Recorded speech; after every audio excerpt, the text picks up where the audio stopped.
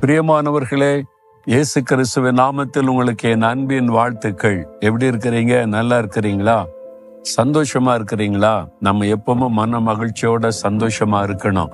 அதுதான் இயேசு கிறிஸ்துவுடைய விருப்பம். அதனாலதான் உங்களோட ஆண்டவர் பேசிக்கொண்டே இருக்கிறார். சரி, இந்த நாளில் ஆண்டவர் எனக்கு என்ன வசனம் வச்சிருக்கிறார் நினைக்கிறீங்களா? 1 கொரிந்தியர் 9:24 வசனம். நீங்கள் பெற்றுக்கொள்ளத்தக்கதாக ஓடுங்கள் அப்படின்னு ஆண்டவர் சொல்றார். அதாவது ஓட்ட பந்தயத்தில் நிறைய பேர் ஓடுவாங்க, பார்த்திருக்கீங்களா? ஓடுற எல்லாருமே நான் ஜெயிக்கணும், நான் கோல்டு மெடல் வாங்கணும் அந்த எண்ணத்தோடு தான் ஓடுவாங்க. வாழ்க்கை என்பது ஒரு ஓட்ட பாதை. நம்ம எல்லாம் வாழ்க்கையில ஓடிக்கிட்டே இருக்கிறோம். அப்ப எதை நோக்கி ஓடுகிறோம்? பவுல் அப்போஸ்தலன் சொல்லுகிறார், நான் இயேசு கிறிஸ்துவை நோக்கி ஓடிக்கொண்டிருக்கிறேன் என்பதாய். பின்னானதை மறந்து முன்னானதை நாடி இயேசு எனக்கு நியமித்திருக்கிறதை பெற்றுக்கொள்ளும்படியாய் ஓடுகிறேன் என்றார். நம்முடைய கண்கள் இயேசுவின் மேல பதித்து அவரை நோக்கி நாம் ஓடிக்கொண்டிருக்கணும். ஏனென்றால் நம்முடைய முடிவு எங்க? ஒரு ஓட்டப்பந்தயத்துல ஓடுகிறவனுடைய கண்கள் எதன் மீது இருக்கும்? நான் வெற்றியோடு ஓடி முடிக்க வேண்டும் என்பதில் தான் இருக்கும்.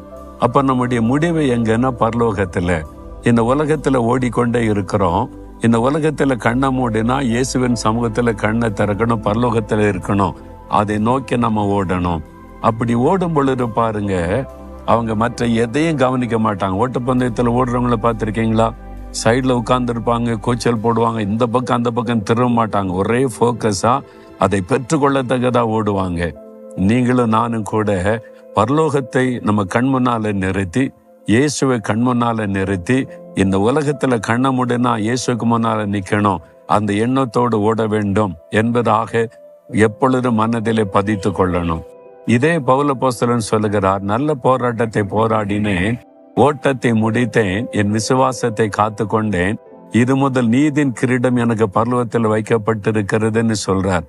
ஒரு நிச்சயம் பாத்தீங்களா? நமக்கு அது இருக்கணும்.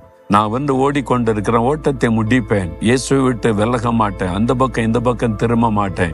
உலக வாழ்க்கை முடியும் போது பரலோகத்துல நான் இயேசுவோடு இருப்பேன். எனக்கு ஒரு கிரீடத்தோட இயேசு காத்திருக்கிறார். இதான் நம்முடைய நம்பிக்கை. அதுல உறுதியா இருந்து ஓடணும்.